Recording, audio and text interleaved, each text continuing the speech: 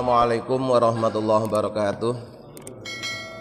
Bismillah, alhamdulillah, assalatu wassalamu ala rasulillah Sayyidina wa maulana Muhammad ibn Abdillah la nabiyya ba'dahu wa ala alihi wa man tabi'ah minat dunya ilal qiyamah. La haula wa la quwata illa billah, amma ba'du. Hadirin ma'asyiral muslimin hafizakumullah. Pagi ini masih melanjutkan penjelasan tentang keagungan dan keutamaan kalimah la ilaha illallah yang punya beberapa nama. Disebut kalimah tahlil boleh, kalimah thayyibah juga boleh, kalimah tauhid boleh, kalimat hak juga boleh, kalimah ikhlas juga boleh. Dipunya beberapa nama. Wa hukiya aidon, dan juga diceritakan annahu bahwasanya idza kana bila telah terjadi apa akhiruz zamani, zaman akhir, falaisa maka tidak ada lisaiin bagi sesuatu minat taati dari beberapa ketaatan, apa fadlun keutamaan kafadli la ilaha illallah sebagaimana keutamaan kalimah la ilaha illallah. Di dalam satu riwayat, satu hikayat, bahwa bila telah terjadi akhir zaman, kita ini termasuk orang-orang yang hidup di akhir zaman, maka saat itu tidak ada suatu dari beberapa ketaatan yang keutamaannya menyamai keutamaan la ilaha illallah. Dengan kata lain, kalimah la ilaha illallah di akhir zaman itu merupakan keutamaan yang paling utama. Mengapa demikian? Li'anna sholatahum, karena sholatnya orang-orang yang hidup di akhir zaman, wasyamahum, dan puasanya orang-orang yang hidup di akhir zaman, itu ya subuhuma, mencampurinya apa arya'u, sifat riya, wasum'atu, dan ingin didengar. Jadi di akhir zaman memang masih banyak orang sholat, masih banyak orang puasa, tapi kebanyakan sholat dan puasanya bercampur dengan riya dan sum'ah. Riya itu ingin dilihat, sum'ah itu ingin didengar, ingin terkenal, ingin menjadi trending topik atau viral. Sekarang kan musimnya musim viral, ya, apa saja diviralkan. Wa sodaqotihim, dan sodakohnya orang-orang di akhir zaman, ya subuha haramun, bercampur dengan masalah yang haram. Di sodakohnya pun tidak murni, kadang-kadang yang disedekahkan itu kecampuran barang haram. Tidak mutlak haram juga tidak, tapi kecampuran yang haram. Wala ikhlaso, dan tidak ada ikhlas fi syai'in pada suatu minha dari berbagai macam ketaatan di akhir zaman. Sulit mencari amal soleh, ketaatan yang benar-benar ikhlas. Ikhlas itu murni, bersih, tanpa campuran apa-apa. Amma kalimatu la ilaha illallah, adapun kalimah la ilaha illallah, fahiyya, maka kalimah tersebut adalah zikrullah, mengingat Allah. Wal mu'minu, dan orang mukmin itu layat kuruha, tidak mengingat Allah, illa an somimi qalbihi, kecuali ingatnya itu keluar dari hatinya. Berbeda dengan zikir la ilaha illallah yang diucapkan oleh orang yang beriman, maka itu merupakan kalimah ikhlas, ya, kalimah yang ikhlas, kalimah yang murni, bersih, tidak kecampuran riya, karena kalimah tersebut muncul dari hatinya orang yang beriman. Nah, itu alasan mengapa di akhir zaman tidak ada ketaatan yang lebih utama daripada ketaatan atau keutamaan kalimah la ilaha illallah. Karena jika ketaatan-ketaatan yang lain bisa bercampur dengan riya, sum'ah, bahkan kecampuran yang haram, beda halnya dengan zikir la ilaha illallah. Maka mari kita yang hidup di akhir zaman ini perbanyaklah zikir la ilaha illallah, yang kita kenal dengan kalimah tahlil. Wa fil khabari, dan disebutkan dalam sebuah hadis qudsi, Yaqulullahu ta'ala, Allah telah berfirman, la ilaha illallah hisni. Kalimah la ilaha illallah itu adalah merupakan bentengku, kata Allah. Ya. Faman takhala hisni, maka barang siapa yang masuk ke dalam bentengku, amina, maka dia akan aman min azabi, dari siksaku. Ini yang kemarin saya sampaikan bahwa ilmu la ilaha illallah itu ilmu yang paling sakti. Ya. Kalau la ilaha illallah sudah meresap dalam diri kita, sudah meresap dalam hati kita, bahkan sudah menjadi daging kita, tulang kita, darah kita, kulit kita, semuanya sudah la ilaha illallah, berarti kita sudah masuk ke dalam bentengnya Allah.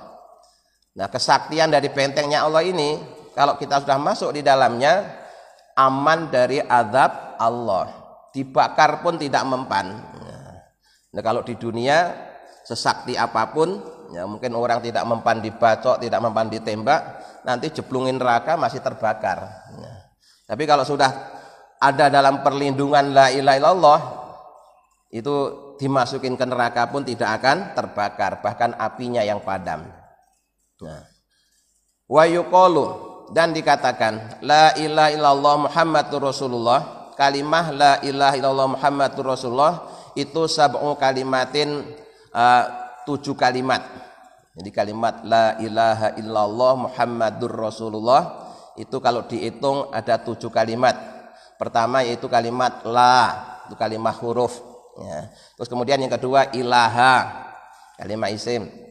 Ya. Terus illah, itu juga kalimat huruf lagi. Jadi sudah 3. Allahu kalimat isim, Muhammadun juga kalimat isim. Ya. Rasulullah juga kalimat isim. Jadi la 1, ilaha 2, illah 3, Allahu 4, Muhammadun 5, Rasulu itu 6, Allahi 7. Jadi la ilaha illallah Muhammad Rasul itu ada 7 kalimat. Walil abdi sab'atu adhain. Sedangkan bagi manusia itu memiliki organ tubuh 7 yang paling utama. Nah, kemudian walin nari, dan bagi neraka sab'atu abwabin, ada pintunya. Di neraka itu juga ada pintunya rupanya. Ya.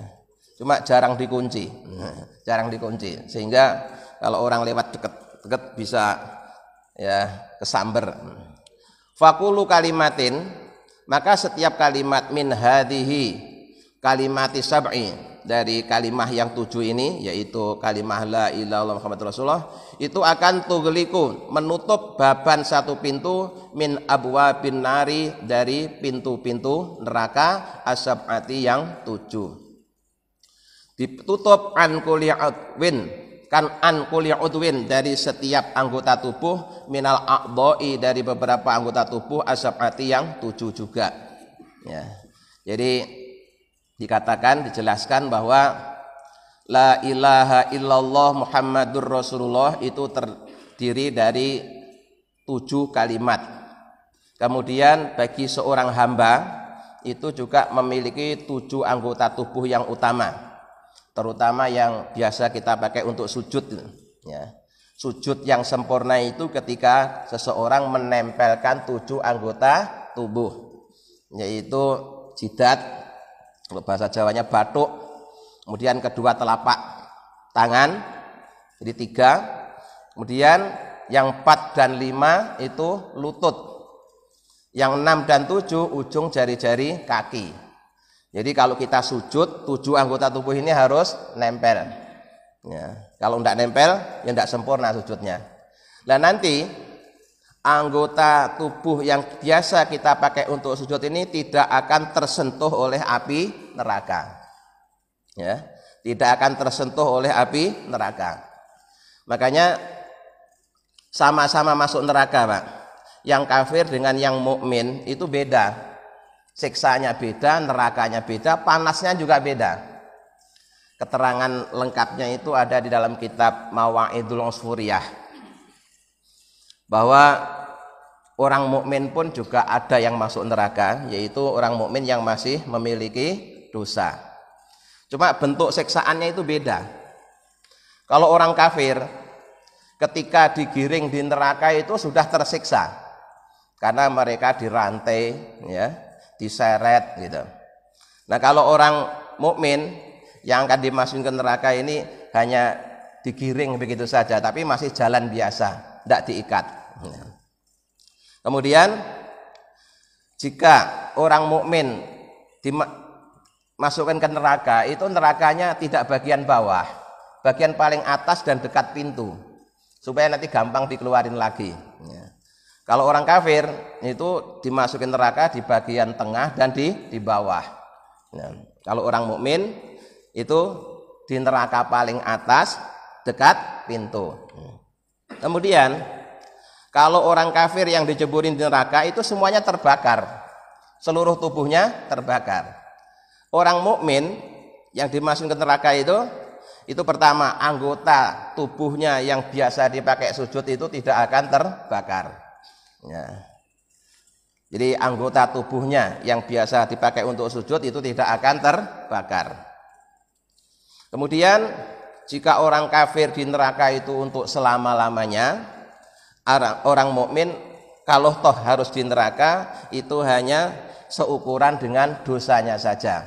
Artinya kalau dosanya sudah ditebus, ya dia akan dikeluarkan kemudian dimasukkan ke dalam surga. Bahkan banyak juga yang kemudian baru masuk sebentar karena dapat syafaat dari Rasulullah kemudian dibebaskan. Nah, itu seapes-apesnya orang mukmin, ya. Seapes-apesnya orang mukmin seandainya masuk neraka pun nerakanya beda. Nah, itu ketika ada orang mukmin masuk neraka itu kita diejek sama orang-orang kafir. Tuh katanya dulu kamu di dunia orang beriman, rajin ibadah kok masuk neraka? Seorang mukmin tadi jawab, iya ini karena dosa-dosa saya yang belum diampuni. Wah, jadi orang kafir tadi itu dia mentertawakan kita di neraka itu. Ternyata sama-sama di neraka. Tapi begitu orang mukmin dapat syafaat dari Rasulullah, dibebaskan di neraka, lah orang kafir akhirnya menyesal. Ya. Mereka berandai-andai, alangkah untungnya seandainya aku dulu juga termasuk orang yang beriman. Itu ada di dalam Al-Quran keterangan seperti itu, ya.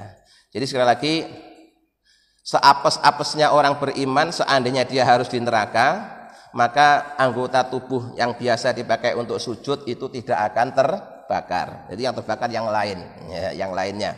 Nah, kemudian tidak lama, karena hanya seukuran dosanya. Kemudian gampang dikeluarkan. Kenapa? Karena nerakanya paling atas dan di dekat pintu. Jadi gampang keluarinnya. Nah, kalau yang kafir di bagian tengah, di bagian bawah. Nah, kemudian 7 kalimat la ilaha illallah Muhammadur Rasulullah tadi itu akan menutup setiap pintu neraka, sehingga tidak akan mampu membakar anggota tubuh orang-orang yang beriman, yang jumlahnya juga ada 7 tadi itu. Kemudian warawa dan telah meriwayatkan sapa Al-Qurtubi, Imam Qurtubi, bisanatihi dengan sanadnya Imam Qurtubi, anan Nabiya sallallahu alaihi wasallam, sesungguhnya Nabi Muhammad sallallahu alaihi wasallam qala telah bersabda, hadara telah mendatangi sapa malakul mauti, malaikat maut alaihissalam, mendatangi rojulan seorang laki-laki. Fanadhara, kemudian malaikat maut tadi memperhatikan fi kulli udwin, dalam setiap anggota tubuh, min a'dha'ihi, dari anggota tubuhnya si laki-laki tadi. Falam yajid, maka malaikat maut tidak menemukan fihi, dalam tubuhnya si laki-laki tadi, hasanatan, kebaikan. Jadi malaikat maut mendatangi seorang laki-laki, dilihat seluruh anggota tubuhnya tidak ada sedikit pun kebaikan. Summa sakko, kemudian malaikat maut tadi membedah an qalbihi, dari hatinya orang laki-laki tadi itu. Falam yajid fihi syai'an, ternyata dia juga tidak mendapati sesuatu. Summa fakka, kemudian malaikat maut menyobek, anlih yaihi, dari ini tulang 2 di bagian mulut kita ini lah, ya. Jadi tulang kita ini,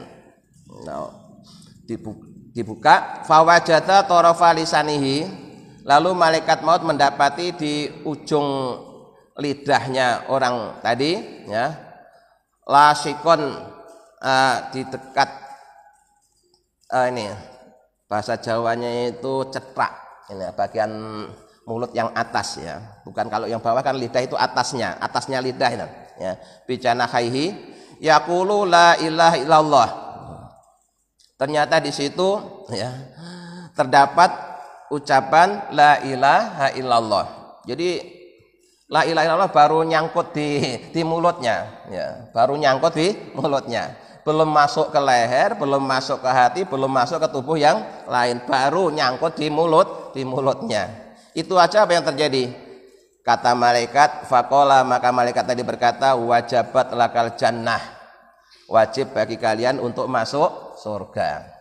Padahal la ilaha illallahnya baru nyangkut di mulut bagian atasnya lidah, belum sampai ke tenggorokan, belum sampai ke hati.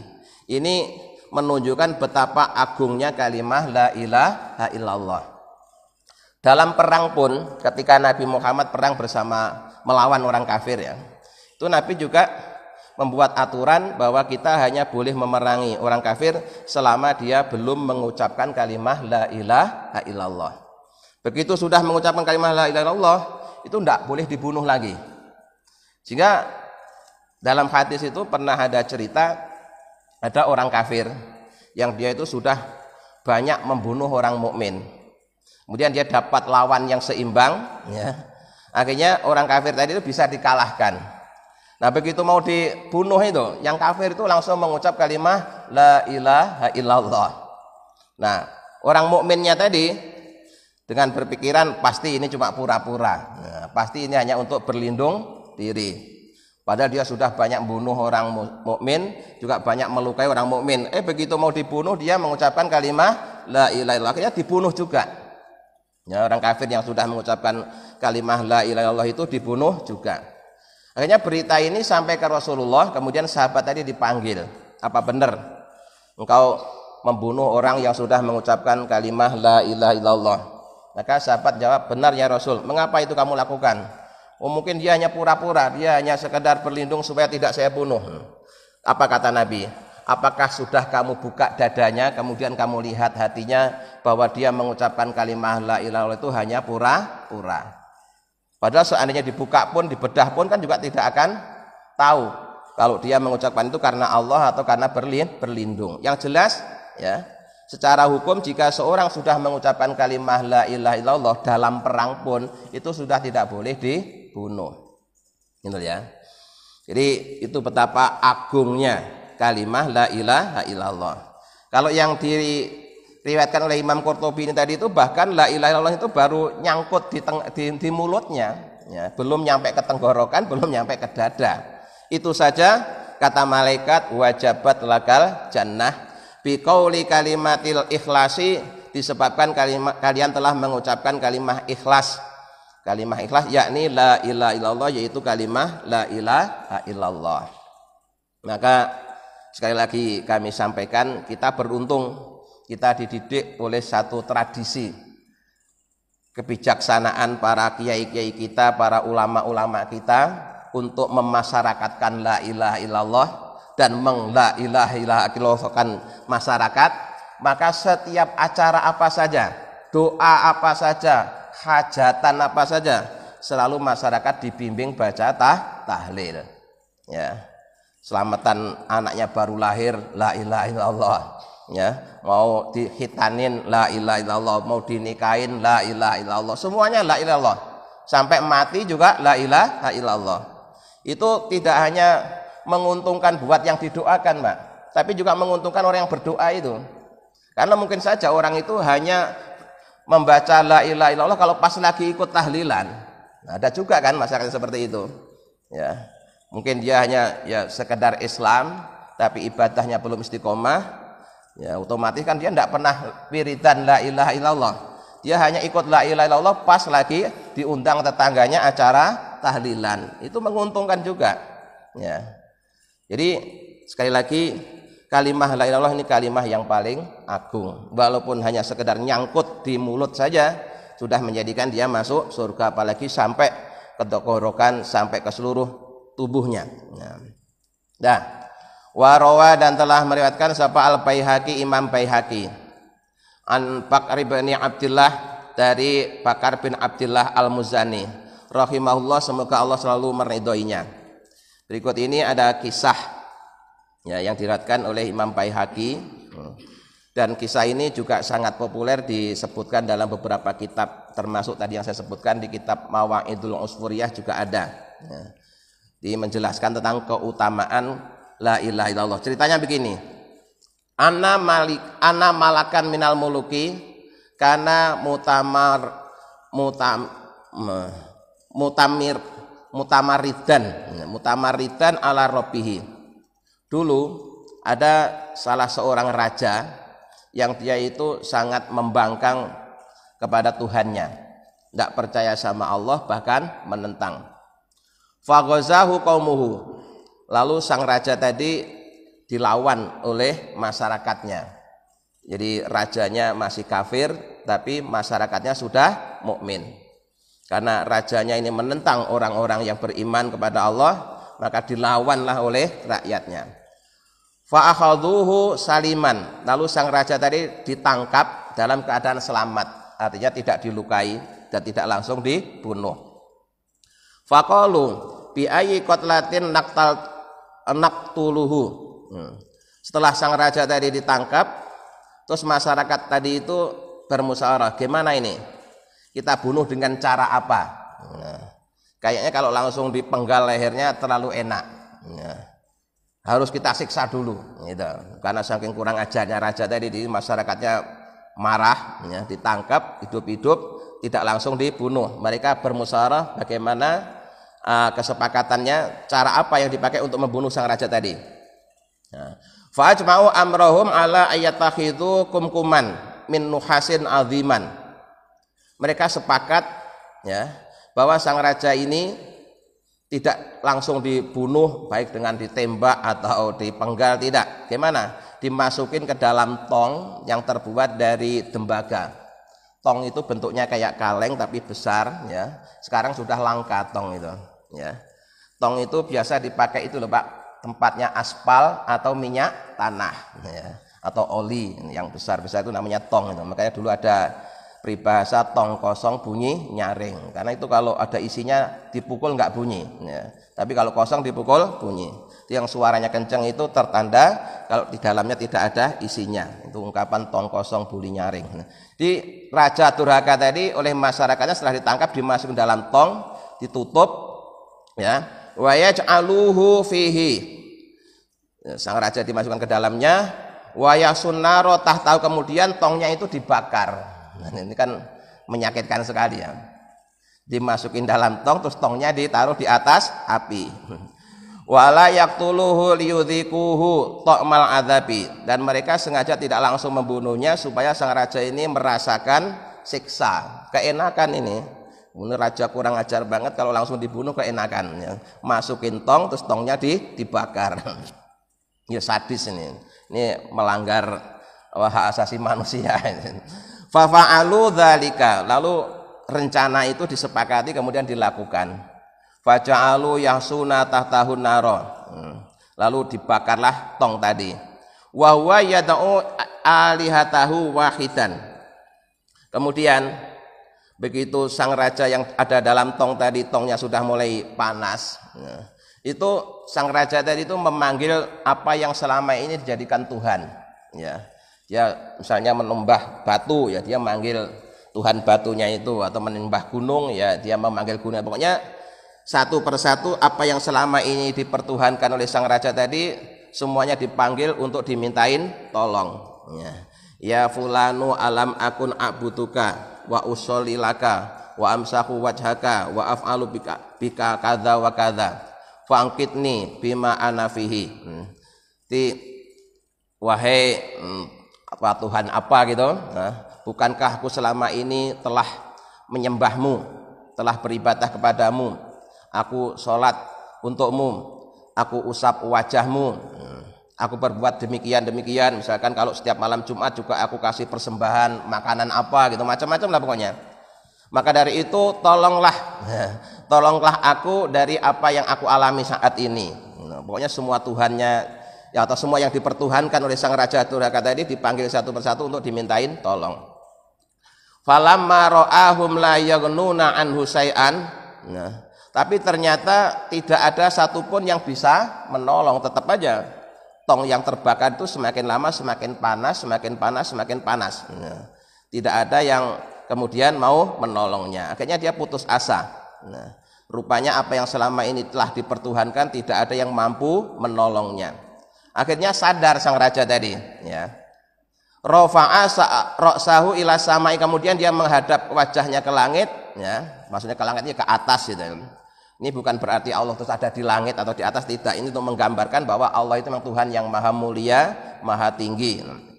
Maka diekspresikan dengan menghadap ke langit. Jadi sebagaimana Ka'bah itu kiblatnya orang di bumi, ya. Maka langit itu kiblatnya orang berdoa.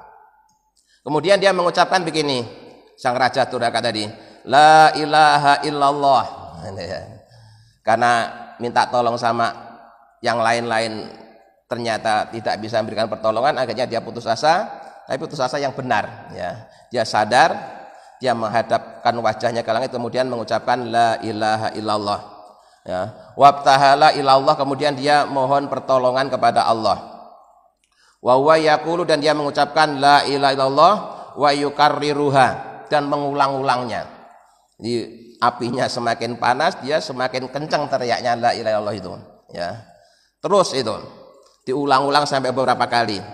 Akhirnya fasabba Allah alaihi ghaisan minas sama. Setelah sang raja tadi teriak-teriak dengan mengucapkan kalimat la ilaha illallah karena kepanasan tadi, Allah menolongnya, ya. Allah menolongnya. Ya. Jadi kalau kita dalam kesulitan kemudian kita mau mengangkat tangan, maka Allah akan turun tangan, ya. Jadi kalau kita mau mengangkat tangan, Allah akan turun tangan, ya. Akhirnya Allah menurunkan hujan, ya. Fatfa'atil kannaro, akhirnya api yang membakar tong tadi jadi padam, ya. Akhirnya kan udah nggak kepanasan, tapi dia masih berada di dalam tong.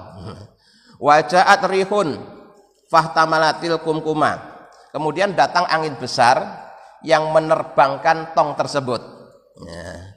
Faja'ala yaduru bainas sama'i wal ardi, kemudian tong itu berterbangan, ya, terbang di atas bumi, di bawah langit, sambil terlalu wa huwa yaqulu la ilaha illallah. Jadi ada tong terbang, di dalamnya ada suara la ilaha illallah, terus itu menggema. Faqadzafahullahu ta'ala ila qaumin la ya'rifunallah. Kemudian tong itu oleh Allah dijatuhkan di satu masyarakat terpencil yang di situ belum ada satu orang pun yang mengenal Allah. Mungkin di sebuah pulau terpencil lah, ya, yang mereka tidak kenal Allah sama sekali, satu kampung itu. Nah, tongnya tadi itu oleh Allah dijatuhkan di situ. Wa huwa yaqulu la ilaha illallah. Sedangkan raja yang ada dalam tong tadi itu terus mengucapkan la ilaha illallah, tidak berhenti. Nah, begitu jatuh di situ, fa ahrajuhu, kemudian sang raja tadi dikeluarkan, ditolong oleh masyarakat itu. Faqalu waihaka malaka, faqala ana fulanun kana min amri kadza wa kadza. Wa kana min amri kadza fa aminu kulluhum billah wa qalu bi ajma'ihim la ilaha illallah. Setelah dikeluarkan, terus sama orang kampung ditanya, kalian itu siapa? Kemudian sang raja itu cerita bahwa sungguhnya dia itu adalah dulunya seorang raja, tapi dia orang yang kafir, tidak percaya dengan adanya Allah. Terus akhirnya dia banyak melakukan perbuatan yang menentang orang-orang yang beriman. Akhirnya oleh orang-orang ditangkap, dimasukin tong, ya, kemudian dibakar, diceritakan semua.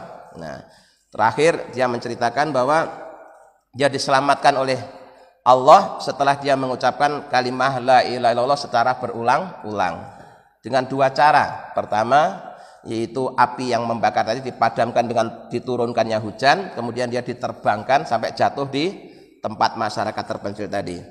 Begitu masyarakat itu mendengar cerita sang raja tadi itu, semuanya kagum betapa agungnya kalimat la ilaha illallah. Akhirnya apa yang terjadi? Orang sekampung itu semuanya mengucapkan kalimat la ilaha illallah. Akhirnya jadi orang yang beriman semua. Itu keagungan la ilaha illallah ya. Orang kafir ya, disiksa dalam keadaan kepepet mengucapkan la ilaha illallah ya, ditolong oleh Allah. Rupanya saking agungnya la ilaha illallah tidak hanya dia yang ditolong ya. Dia dijatuhkan di satu masyarakat yang kafir semua. Setelah mendengar ceritanya, akhirnya mereka beriman semua. Itulah keagungan la ilaha illallah. Maka dari itu mari ya, kita yang masih segar bugar, masih hidup, masih diberikan kesempatan untuk membasahi bibir kita dengan kalimat la ilaha illallah. Insyaallah pagi ini sampai di sini dulu. Insyaallah nanti masih ada kelanjutannya. Ini sengaja di kitab ini penjelasan tentang kalimat la ilaha illallah itu lumayan panjang ya, karena memang ini sudah populer di masyarakat. Dari dulu sudah ditradisikan banyak membaca kalimat la ilaha illallah, tapi banyak juga yang belum tahu apa keistimewaan dan keutamaannya. Maka di kitab ini sengaja dijelaskan secara panjang lebar supaya kita tambah semangat, tambah mantap dalam berla ilaha illallah. Mudah-mudahan kita bisa memahaminya dan mengamalkannya. Amin ya rabbal alamin. Allahumma sholli ala sayyidina Muhammad wa sayyidina Muhammad alhamdulillahi rabbil alamin. Allahumma inna nas'aluka imanan daima yaqinan shadiqa wa qalban khashi'an lisanan dzakira wa rizqan halalan wa ilman nafi'an dan sholihah. Allahumma ja'alna wa auladana wa dzurriyyatina wa talamidana min ahlil ilmi wa ahlil khair lil ibadah wa la taj'alna iyyahum min ahlil jahli wal ma'siyah. Allahumma rabbana asta'dzibil ba'sa isfi anta safi la sifa ila sifauka sifaan la yughadiru saqama tahassantu bidil izzati wal jabarut wa tasamtu bi rabbil malakut wa tawakkaltu alal hayyil ladzi la yamut. Allahumma asrif anna hadzal waba wa qina sararrata wa najina minat ta'ni wa ta'uni wal bala bi lutfika ya latifu ya khabir innaka ala kulli syai'in qadir. Tahassantu bidil izzati wal jabarut wa tasamtu bi rabbil malakut wa tawakkaltu alal hayyil ladzi la yamut. Allahumma asrif anna hadzal waba wa qina sararrata wa najina ta'ni wa ta'uni wal bala bi lutfika ya latifu ya khabir innaka ala kulli syai'in qadir. Tahassantu bidil izzati wal jabarut wa tasamtu bi rabbil malakut wa tawakkaltu alal hayyil ladzi la yamut. Allahumma asrif anna hadzal waba wa qina sararrata wa najina minat ta'ni wa ta'uni wal bala bi lutfika ya latifu ya khabir innaka ala kulli syai'in qadir. Subhana rabbika rabbil izzati amma yasifun wa salamun alal mursalin walhamdulillahi rabbil alamin. Assalamualaikum warahmatullahi wabarakatuh.